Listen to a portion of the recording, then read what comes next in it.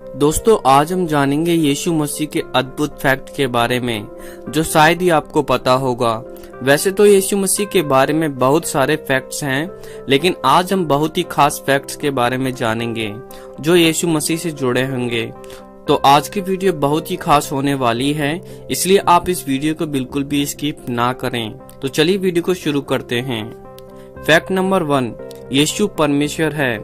अगर हम यूहन्ना 1 का 1 आयत पढ़ें तो यहाँ पर इस प्रकार से लिखा है कि आदि में वचन था और वचन परमेश्वर के साथ था और वचन ही परमेश्वर था। और इसी अध्याय का 14 आयत पढ़ें तो यहाँ पर इस प्रकार से लिखा है कि यही वचन देहधारी हुआ।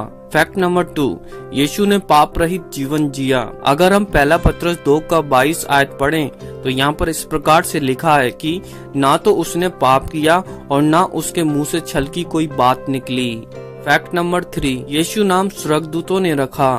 अगर हम लूका 1 का 30 और 31 आयत पढ़ें तो यहाँ पर इस प्रकार से लिखा है कि स्वर्गदूत ने मरियम से कहा, हे मरियम, भयभीत ना हो, क्योंकि परमेश्वर का अनुग्रह तुझ पर हुआ है। देख, तू गर्भवती होगी और तेरे एक पुत्र उत्पन्न होगा, तू उसका नाम यीशु रखना।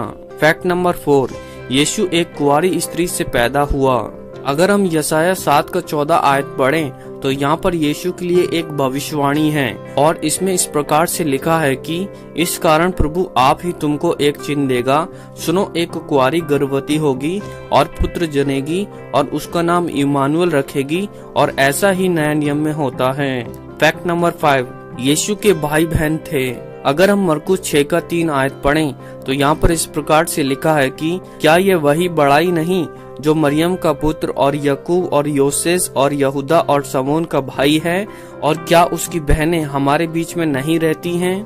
फैक्ट नंबर 6, यीशु गरीब था। अगर हम लूका 9 का 58 आयत पढ़ें तो यहाँ पर इस प्रकार से लिखा है कि यीशु ने उससे कहा, लोमड़ियों के भट्ट और आकाश के पक्षियों के बसेरे होते हैं, पर मनुष्य के पुत्र को सिर धरने की भी जगह नहीं है। फैक्ट नंबर 7, यीशु का व्यवसाय कारपेंटर था।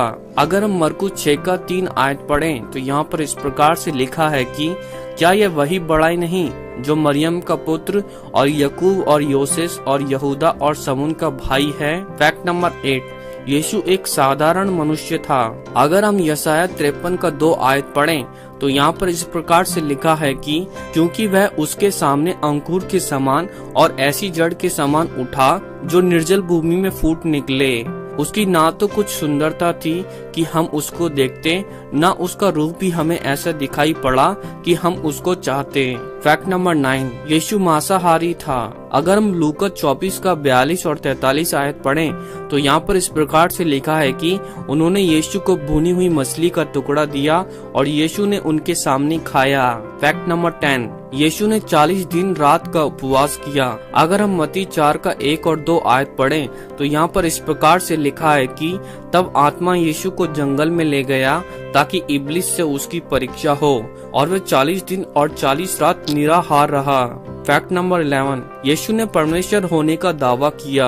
अगर हम यूहन्ना 10 का 33 आयत पढ़ें तो यहाँ पर इस प्रकार से लिखा है कि यहूदियों ने उसको उत्तर दिया, भले काम के लिए हम तुझ पर पथराव नहीं करते, परंतु परमेश्वर की निंदा करने के कारण और इसलिए कि तू मनुष्य होकर अपने आप को परमेश्वर बनाता है। फैक्ट नंबर 12, यीशु ने अपनी सेवा को 30 साल की उम्र में शुरू किया। अगर हम लूका 3 का 23 आयत पढ़ें तो यहाँ पर इस प्रकार से लिखा है कि जब यीशु आप उपदेश करने लगा तो लगभग 30 वर्ष की आयु का था। फैक्ट नंबर 13, यीशु को 30 चांदी के सिक्कों में पकड़वाया गया। अगर हम मत्ती 26 का 14 और 15 आयत पढ़ें तो यहाँ पर इस प्रकार से लिखा है कि तब यहूदा इस्करियोती नाम 12 चेलों में से एक ने महायाजक के पास जाकर कहा, यदि मैं उसे तुम्हारे हाथ में पकड़वा दूं तो तुम मुझे क्या दोगे? उन्होंने उसे 30 चांदी के सिक्के तोलकर दे दिए। फैक्ट नंबर 14, मरने के बाद यीशु तीसरे दिन जीवित हो गए। अगर हम पहला कुरिन्थियों 15 का 4 आयत पढ़ें तो यहाँ पर इस प्रकार से लिखा है कि वह गाड़ा गया और पवित्र शास्त्र के अनुसार तीसरे दिन जी उठा। फैक्ट नंबर 15, यीशु जी उठने के बाद दिखाई दिया। अगर हम लूका 24 का 36 आयत पढ़ें तो यहाँ पर इस प्रकार से लिखा है कि वह यह बातें कह ही रहे थे कि वह आप ही उनके बीच में आ खड़ा हुआ और उनसे कहा, तुम्हें शांति मिले। तो दोस्तों ये तो थी आज की वीडियो। इस वीडियो को लाइक करें और शेयर करें और ऐसी ही वीडियो देखने के लिए सब्सक्राइब करें हमारे चैनल को। तो मिलते हैं अगली वीडियो में। प्रभु आपको बहुत सारी आशीष दे।